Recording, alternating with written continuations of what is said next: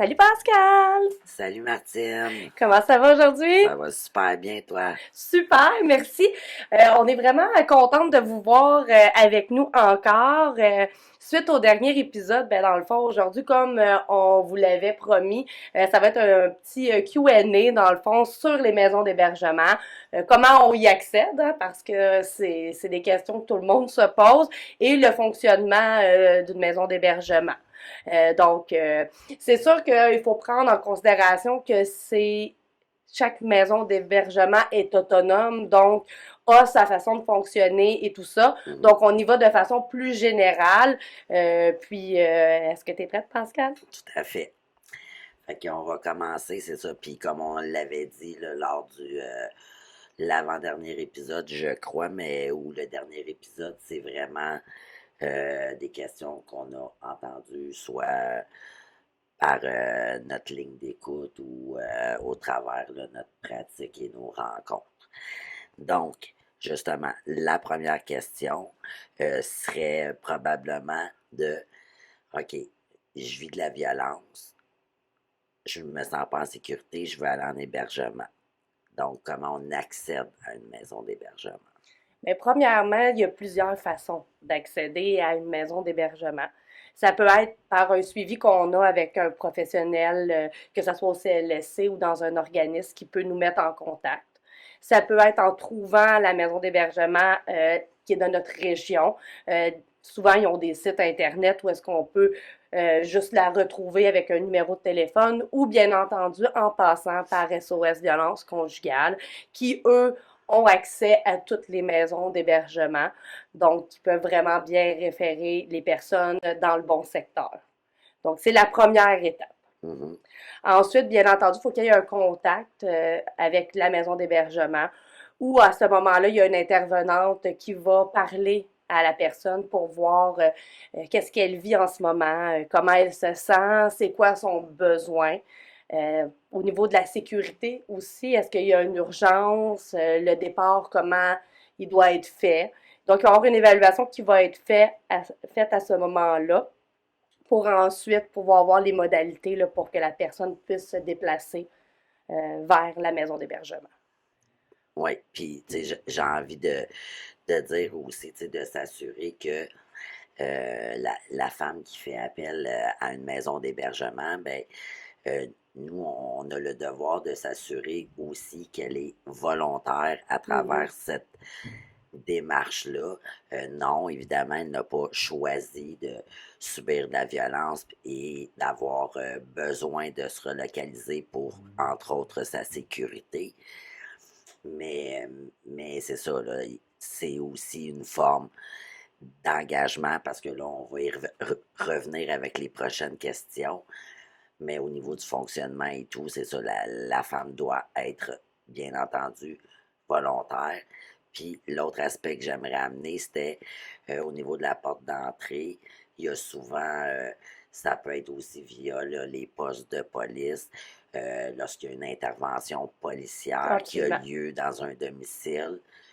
La très vaste majorité des policiers en contexte de violence conjugale vont d'une part tenter de séparer les conjoints en quelque sorte, là, du moins dans le moment présent pour assurer la sécurité de part et d'autre, parce que de leur côté, ils entendent souvent comme deux, deux versions qui diffèrent.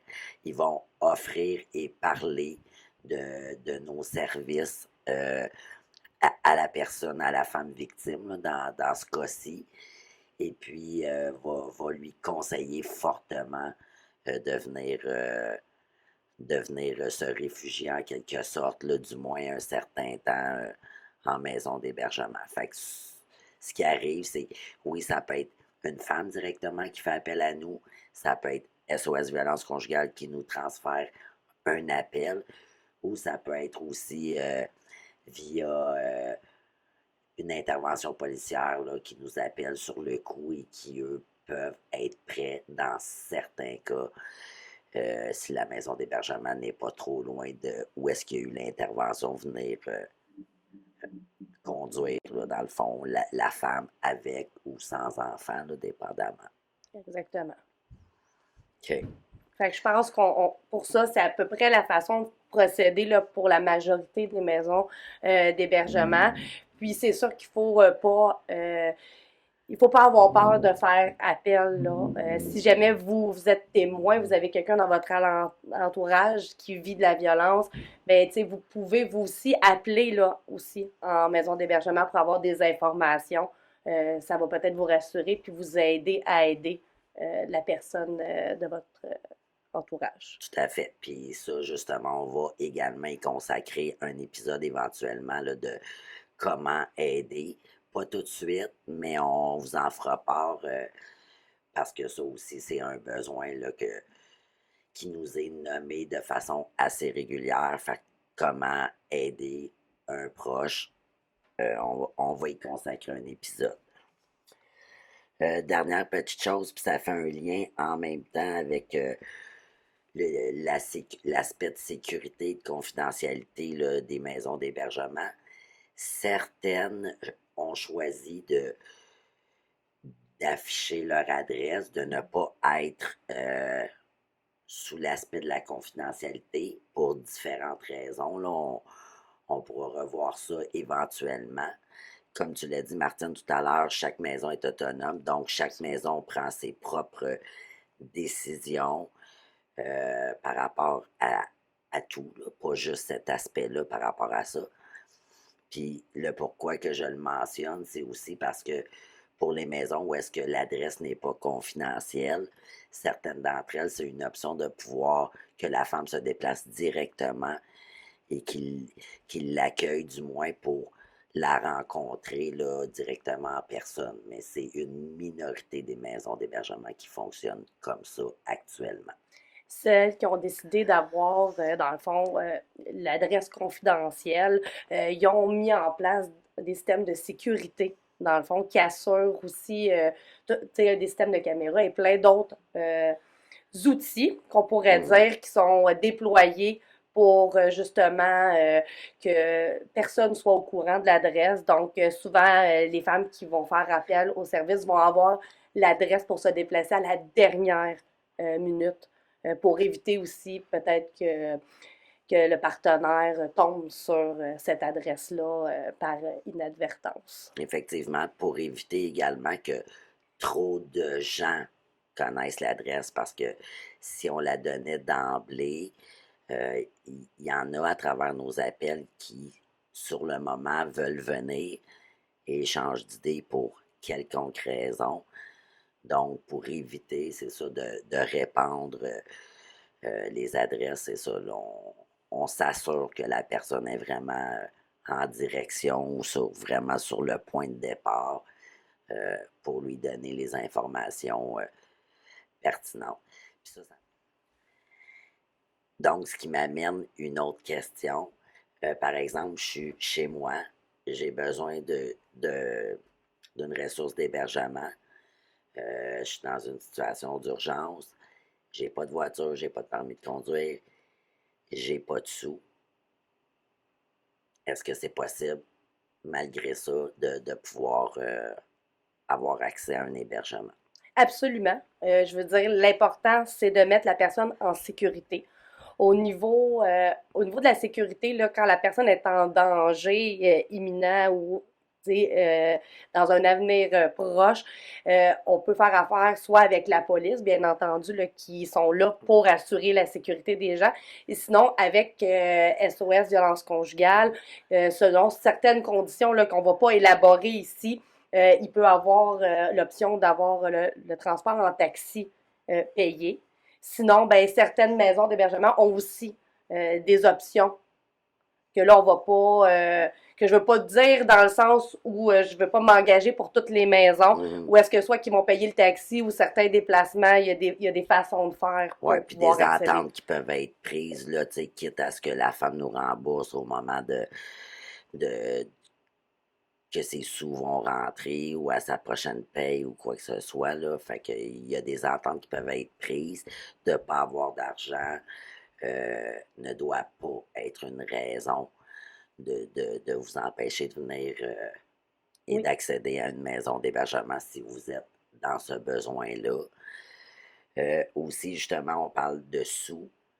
Est-ce que ça coûte de l'argent aller en maison d'hébergement, Martine? Ah, ça, c'est une question qu'on entend souvent et qui est très anxiogène pour bien des femmes parce que quitter la relation, ben, ça veut pas dire quitter les obligations, hein. Donc, c'est sûr que si on se dit qu'on a encore nos obligations à respecter au niveau financier, puis qu'on doit débourser encore, c'est stressant. Ça coûte rien. Certaines maisons demandent un dépôt. Pour la chambre ou les chambres utilisées, là, dépendant combien qui sont utilisées, s'il y a des enfants ou non.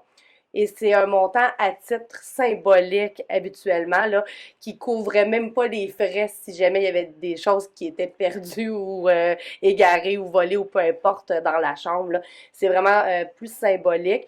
Puis si la femme ne l'a pas, l'argent, on va quand même accepter la femme, là. C'est pas tu me donnes un dépôt pour avoir accès, c'est on le demande, mais si la femme l'a pas, on va pas l'empêcher.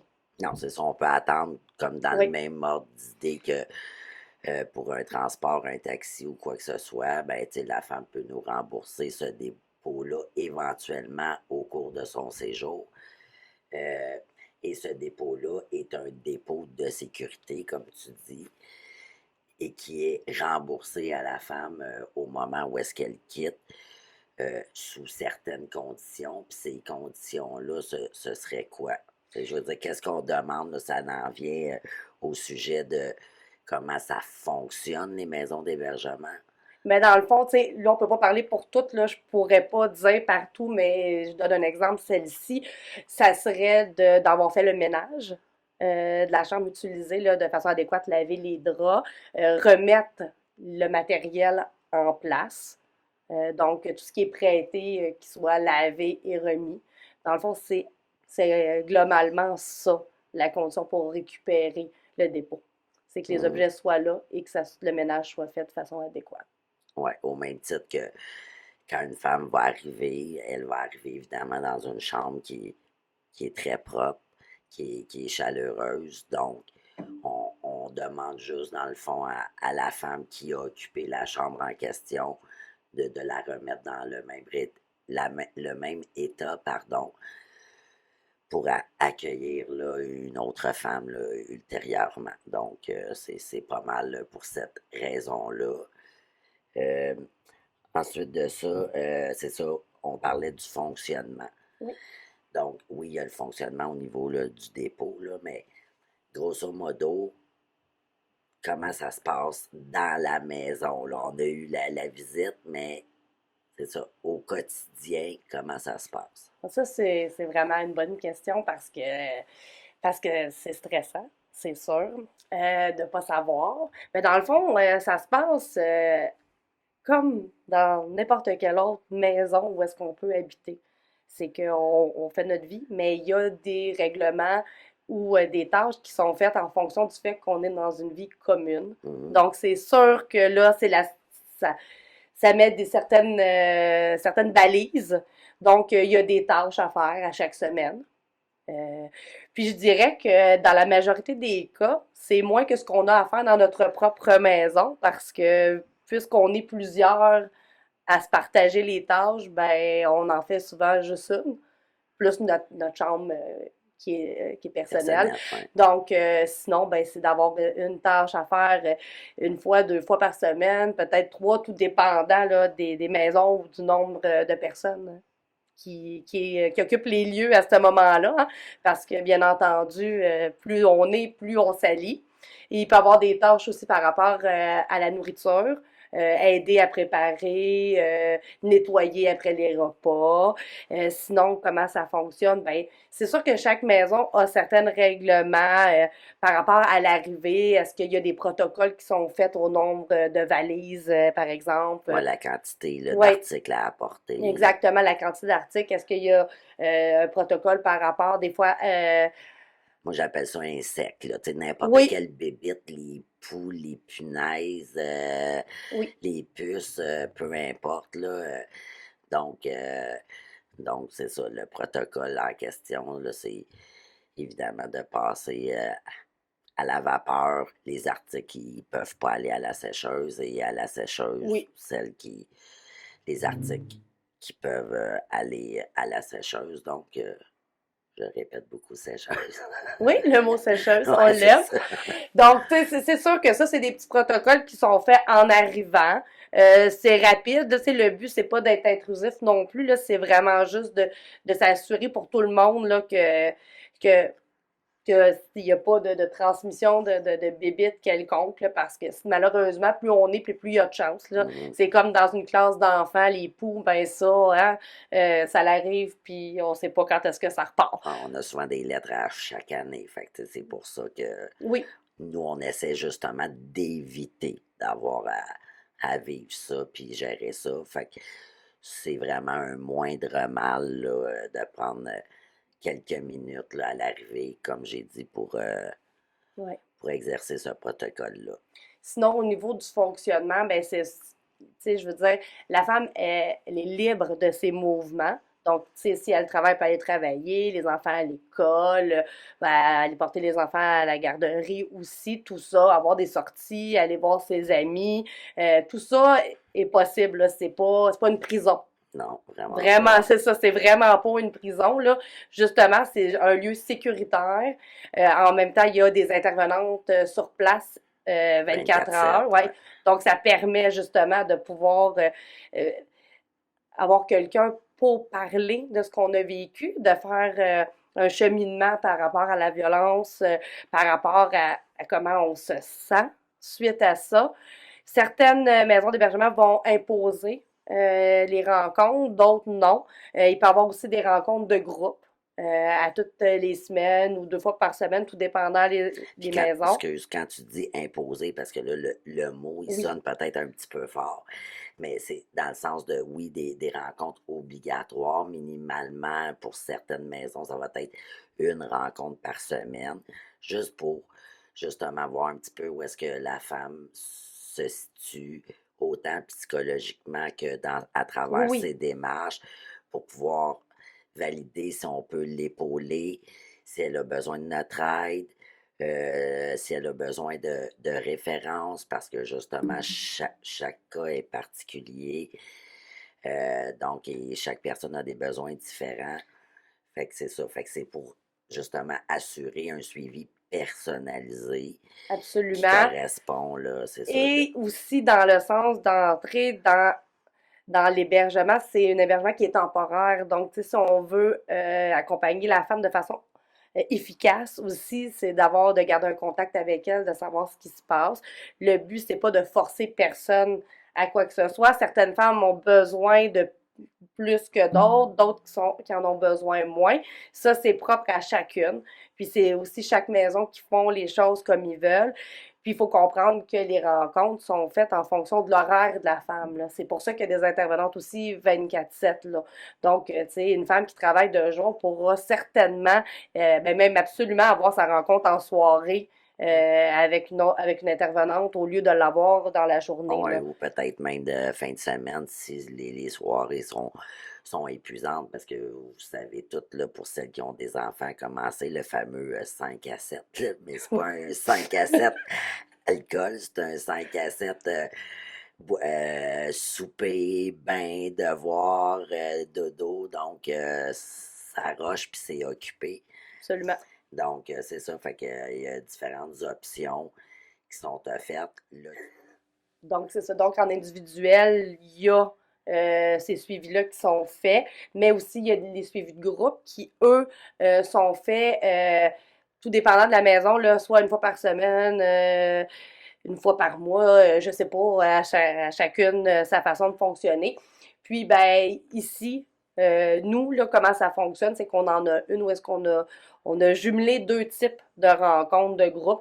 Une partie de la rencontre qui est de la vie de groupe, dans le fond, là, de justement la distribution des tâches.